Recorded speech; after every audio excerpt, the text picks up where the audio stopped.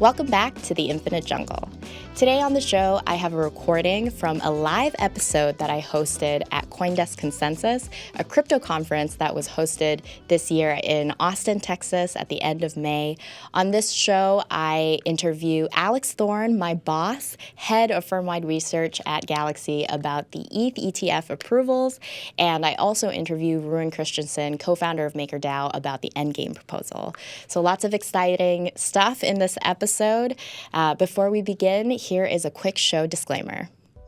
I need to remind you to please refer to the disclaimer linked in the podcast show notes and note that none of the information in this podcast constitutes investment advice, an offer, recommendation, or solicitation by Galaxy Digital or any of its affiliates to buy or sell any securities. Hey, Christine, great to be here. Wow, lots of stuff being worked on for this next upgrade. It's not simple. It's not. The expanding the Max EB upgrade. Yes.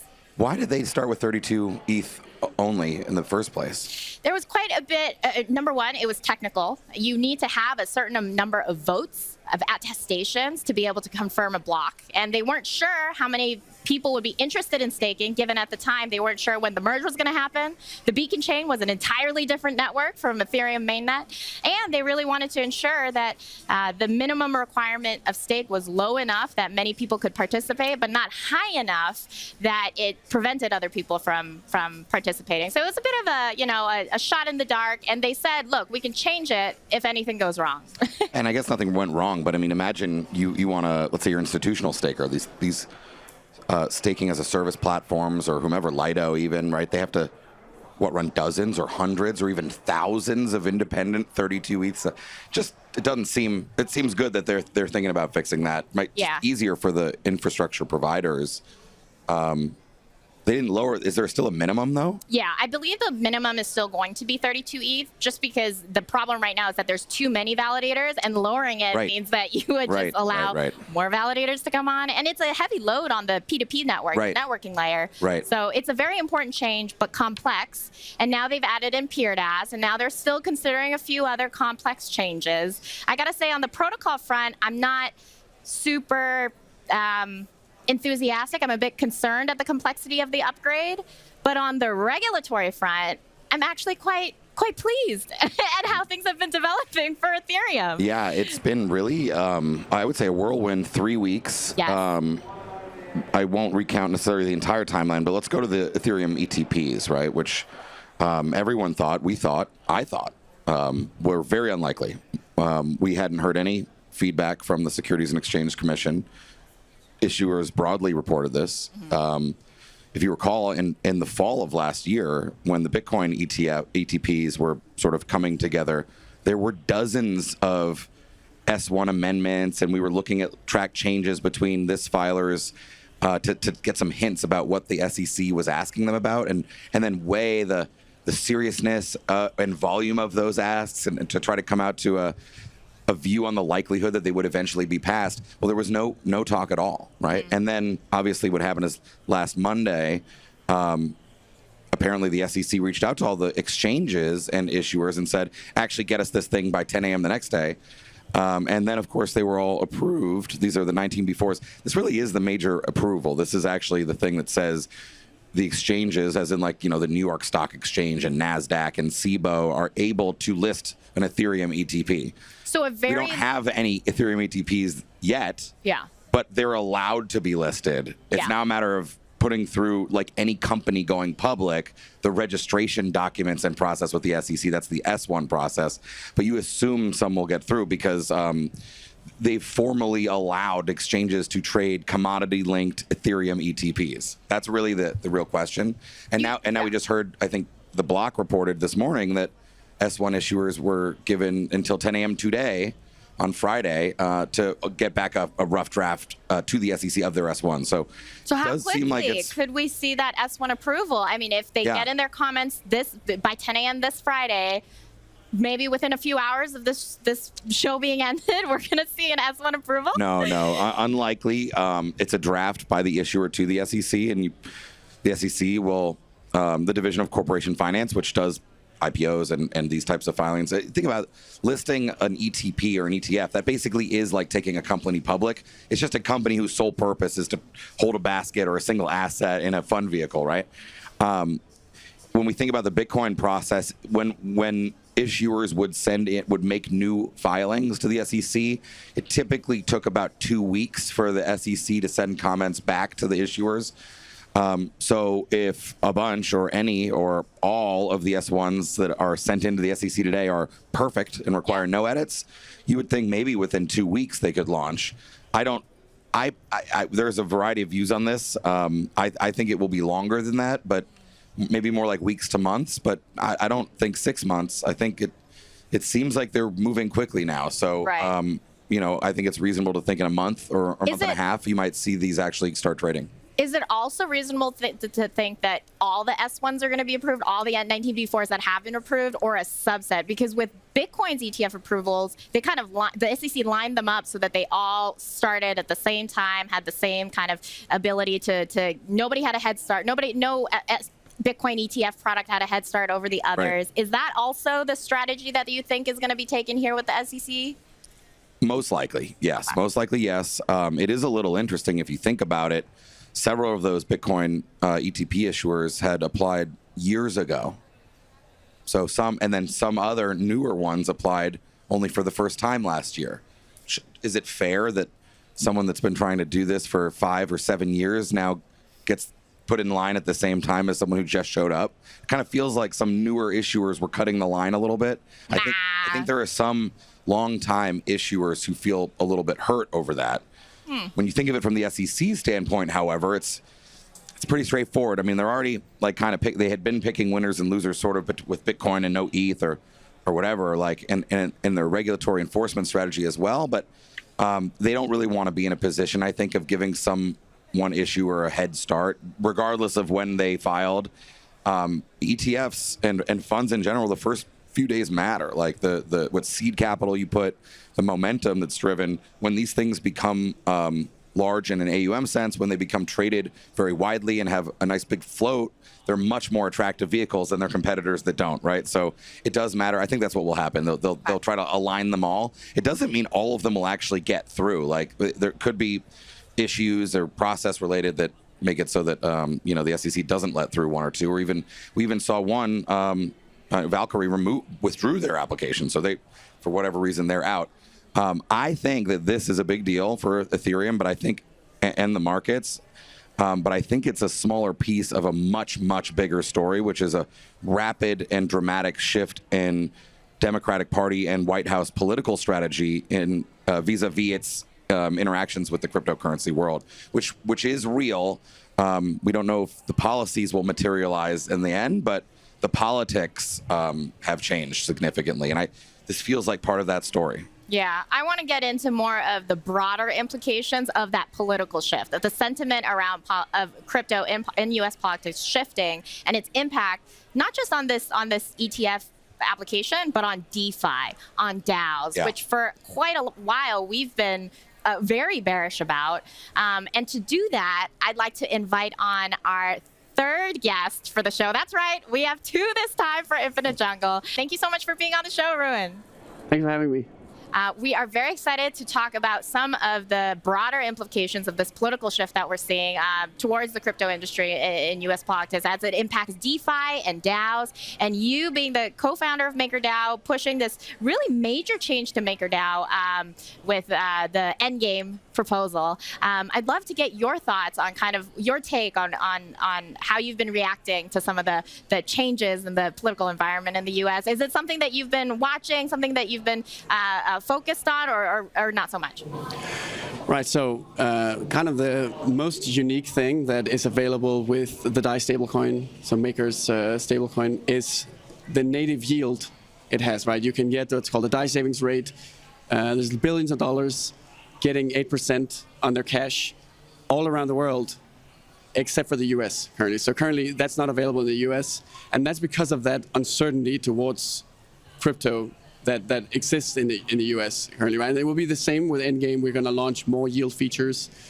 And I think it's really exciting that there seems to be a sort of positive shift towards more more clarity, more like, I don't know, like realism about the advantages and the potential of the industry. So I'm definitely, I mean, of course, it's America, right? Everyone's watching, right? All over the world. How have you, one of the pieces of U.S. kind of legislation that I really did want to talk to you about on this show is the proposed legislation around stablecoins in the U.S., particularly the stablecoin bill by Lummis and Gillibrand was something that I wanted to talk with you about, because there's quite a large section on it specifically talking about algorithmic stablecoins under which DAI would fall. Do you have any thoughts around the stablecoin legislation for algorithmic stablecoins in the U.S., but of course more broadly? How do you think that those stablecoins are going to be regulated, should be regulated? So I think that in the most beneficial way to regulate crypto and DeFi is to really distinguish between basically decentralized projects and then ultimately companies that are delivering sort of legal guarantees to the users. But on the other hand, I mean, it's going to be up to each individual jurisdiction, right? And there's different jurisdictions. They just have like different fundamental approaches. And what we're trying to do in Maker, and especially with Maker Endgame, with this renewed focus on the core use case being having the stable coin and then adding, like, sort of focusing on the fact that you can put the yield into the system natively without adding any additional risk. Our approach will basically be to sort of adapt to whatever the regulation is, whatever people want. We can sort of offer that, right? We can offer. Is it just a yield component without a stablecoin component where you can sort of hide that away? Basically, that's a possibility. And there's already multiple jurisdictions where this might be a good solution. In the end, I mean, of course, if you want what's best for the users, you should allow access to high quality, transparent, decentralized, resilient systems. So I want to talk more about the end game, and I want to talk more about your thoughts on how this is going to work in different regulatory environments. So much of, and it's a very ambitious game plan. You've got new tokens, new DAOs, potentially new chain, a very ambitious overhaul to really how MakerDAO functions. A lot of it depends on the creation of sub-DAOs. Given that DAOs are regulated very differently, even within the US, depending on what state you're in, how do you think that the endgame supports the creation of sub-DAOs that may be operating in many different jurisdictions? Like how legally and regulatory-wise, like how does that work? Well, so again, I mean, and like you said yourself, right? There's so much variation in how what do the different regulators want in different countries and different states, and to generate the most value in that kind of environment, you have to be able to adapt, right? You have to be able to sort of understand what are the local conditions in a particular market and then approach it based on that. And that's actually, that's really a key feature of the whole point of doing sub-DAOs, right? That they'll all have their own approaches to this. They'll have the ability to decide, do we want to bet on going in this particular market and then trying to figure out how to deal with the regulatory environment without it having to be some kind of huge sort of monolithic decision for the entire ecosystem to sort of bet on we're going to do this country and that country and we're not going to do that third one. The sub-DAOs can kind of do that individually, and then I think what's going to happen is as this shakes out and sort of increasingly more and more, like as we're already seeing, the benefits of crypto become impossible to avoid, right? Impossible to ignore. It will eventually become more of like a real competition between jurisdictions to figure out how can they take as much advantage of crypto, of DAOs, of DeFi, and generate value and be the place where the value is created.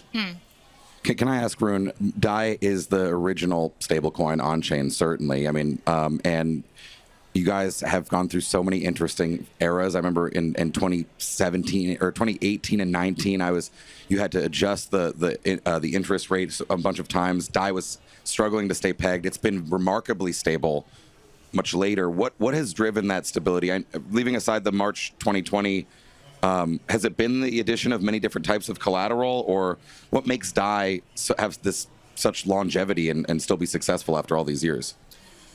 Well, so I guess at the very core level, it has been that our culture and our ethos from the beginning was always, we're making a stable coin, we're building stability, right? We don't want something that's fast and loose. It has to be, actually, I guess you could say it's the saying that slow is fast, right? That we have just been sort of building core resilience and then just sort of rolling it out and just keep scaling and growing. But then specifically, why is it so stable now in terms of like the peg? That's definitely because of real world assets, right? So we really pioneered that in Maker.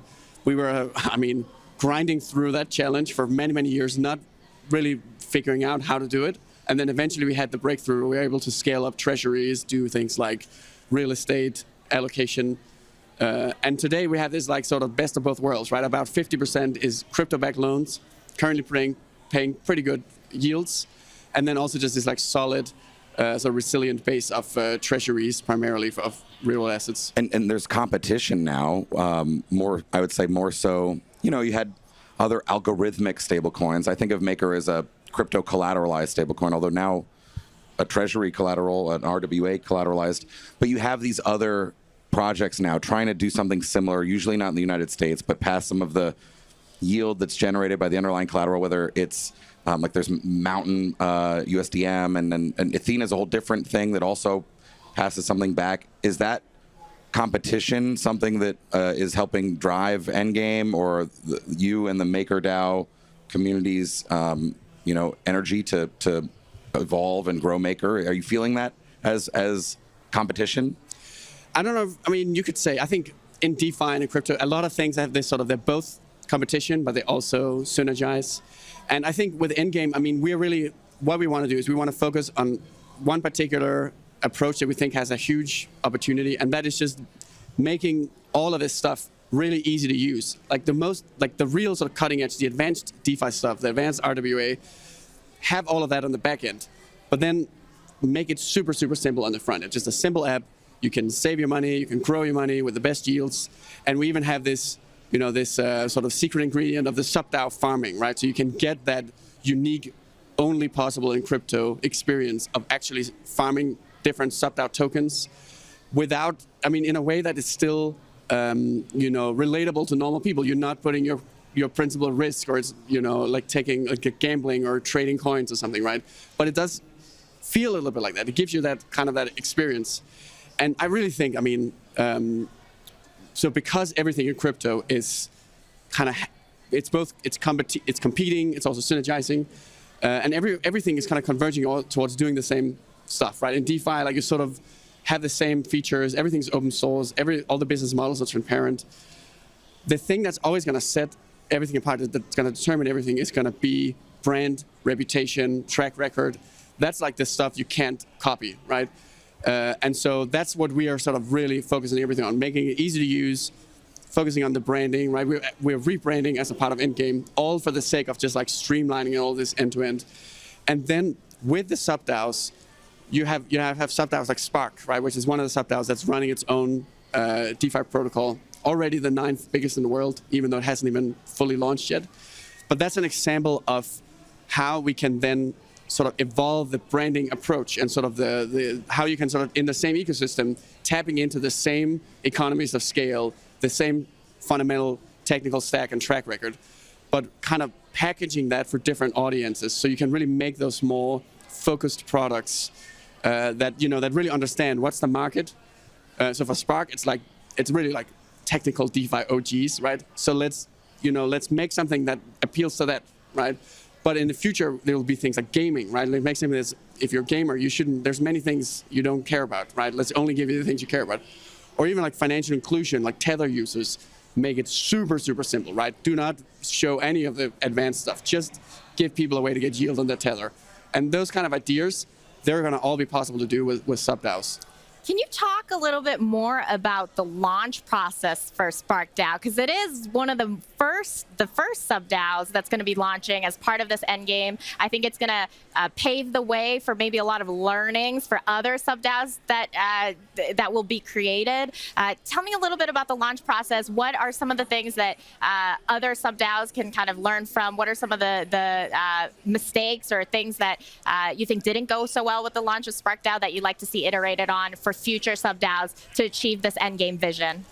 Well, so so we still haven't fully launched Spark yet, in the sense that we do have the core protocol live, and it's been live for a year. I think there's a lot of fundamental learnings around how to sort of go from the old school, more like sort of slow-moving DAO world into something that's faster with more space for innovation. But what's still coming as a part of what we call the launch season is the name for it, right? So that's like our sequence of endgame launch releases, basically, of where we actually are launching endgame. We're launching our new app with a focus on the user experience of being the best place to save and grow your money, as long as you're not in the US, until things change. And then with that, the new brand. And then following that, we will then do the full launch of SparkDAO, which includes doing the Spark airdrop. So that's at least something that's been I think a major success. That before Spark launched, there was this like pre-farming sort of airdrop that people have been able to get exposure to. That we're copying what everyone else has done. I mean, we do kind of like to see what others are doing in the space, then try to make an even more sort of streamlined version of that. Then the most exciting moment will be when the Spark token launches itself, the airdrop happens, then we will open up for the ability to get the Spark token as farming yield in the endgame app, right? So it's like really easy to use, save and grow your money. You can get a cash yield like today, just click a button, right? No complicated sort of user experience. You don't have to be a genius to use this, but you can also get these exciting tokens, right? Starting with Spark and then just adding more sub-DAOs. And to your point, right? The goal will then be that every new sub-DAO should just improve upon what's already there. Learn everything that went well and double down on that. Don't repeat the mistakes. Look at how what it took us to set up SparkDAO and how sort of the initial challenges of that, and kind of copy as much as possible, right? And just focus on building on top of it. Now, you are pretty involved in the launch of this sub-DAO, the first one, SparkDAO, and of course in the initial stages of achieving this endgame vision. But of course, the goal later on is that, like you said, not everybody in the MakerDAO community has to be involved in every single SparkDAO that's created, trying to decentralize and trying to grow the Ethereum, the MakerDAO community to be a lot more scalable. I have to ask a little bit about the way governance works in a DAO and how the MakerDAO governance process has evolved in pushing this endgame proposal through. I've seen on some of the websites, MakerDAO actually has quite a few really great websites for tracking the activity in governance, and I've seen activity going down since the endgame proposal was first ratified through the MakerDAO community. Does that concern you? Does the lack of participation in DAO governance concern you, that the longevity and the sustainability of sub-DAOs and sustainability of DAOs will really be the way to make sure that MakerDAO stays around for a long time? Tell me a little bit about how you've been reacting to that. Is that a concern in your view, the participation in governance and token holder participation?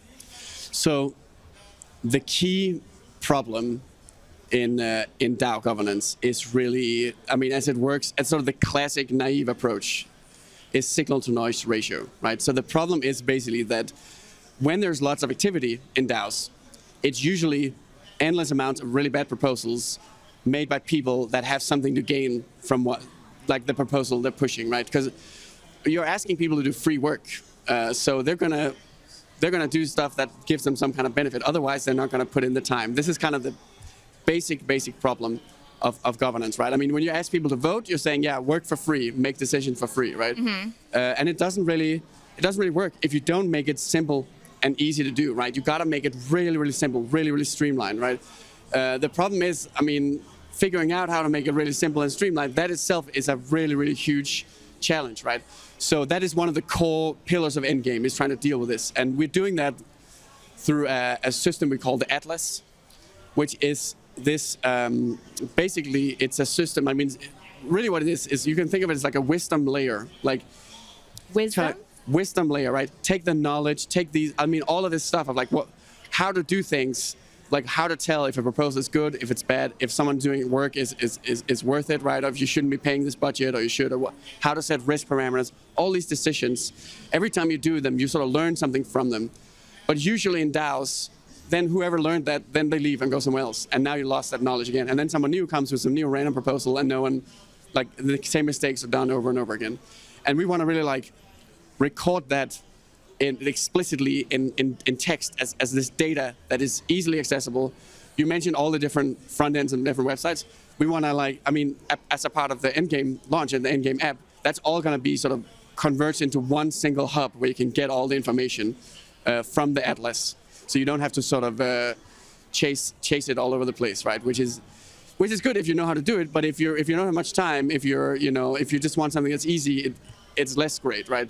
And that's really, I mean, that's such a key thing to solve, to kind of make the part of the iceberg that's below the water, make that actually work, so that the simple app that gives you a good yield, that lets you farm sub-DAOs, and you know they're quality businesses, like they're all tapping into this knowledge of how to make things work, how to make them safe. And that wisdom layer is the AI layer of this Endgame proposal. Is that right? The engine or the technology that would be able to power and bring these things together for the benefit of decentralized governance, is the key technology there that you are envisioning and working towards and trying to research the AI piece?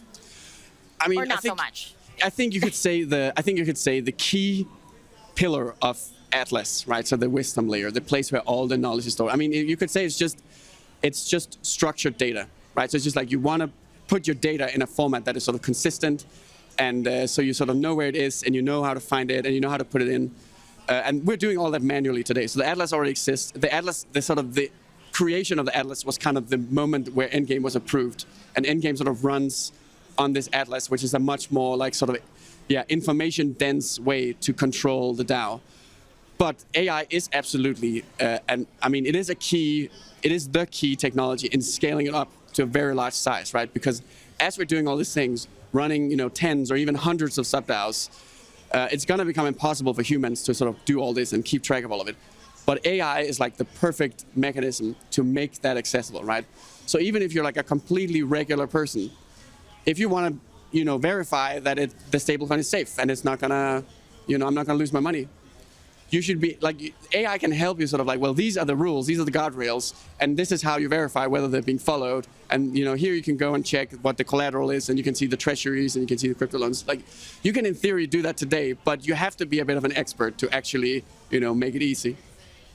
And one question that I have about the very practical kind of next steps for this Endgame vision, because we are kind of nearing the end of our show, is, of course, we're looking forward to the next launch phases for SparkDAO, definitely, one of the sub-DAOs. But I have also been hearing some chatter on Twitter about expansion to L2s. Layer 2s. Can you talk a little bit about the layer 2 rollups that you are evaluating or looking at for the next step in MakerDAO's expansion Endgame plan? Yeah, so the first thing is coming in launch season, when we start launching the Endgame products. So first we're doing the new app, the best place to save and grow your money, get yield with a stablecoin, and then basically, and then with a new brand as well, so just like super easy to use, sort of the foundation for this. Then from there, we will launch Spark within a few months from that. So basically, the first launch is coming in a few months. Spark will then follow in very few months from there, 1 to 2 months. And yeah, to your point, it's gonna be on L2. Like, so Spark, the launch of Spark is some sense the really big launch in Endgame, because it's the most anticipated, most exciting feature of Endgame. It's the first sub-DAO. Yield farming's there. Yeah, the yield farming is coming, right? It's this unique use case, only possible with DeFi, right? And to really open that up, make it scalable, it has to be on L2s, so it's really cheap to use, right? So anybody can use it, right? And yeah, I think we're looking at the big three L2s. The right? big three. Yeah, Base, Optimism, Arbitrum. Well, very excited to see in the next couple months a lot of exciting things coming out from MakerDAO, and we'll definitely continue to keep a really close eye on those developments. Thank you so much, Rune, for coming on the show and sharing more about the Endgame vision. Thank you so much, Alex, for coming on the show. Anytime, Christy. Talk about some of the regulatory developments. And thank you so much to everybody who is watching this very special episode of Infinite Jungle. It was a real pleasure to be able to host for this hour on CoinDesk TV. And we are all signing off from Austin, Texas for this show. Until next time, stay safe out there, everyone.